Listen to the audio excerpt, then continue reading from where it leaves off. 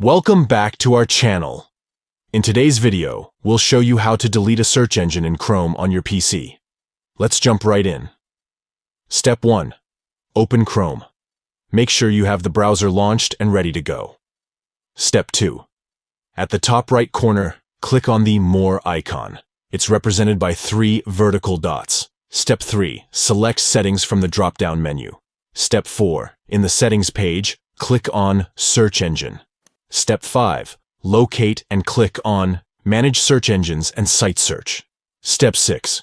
Next to the search engine name that you want to delete, click on the More icon. Step 7. From the options that appear, select Delete.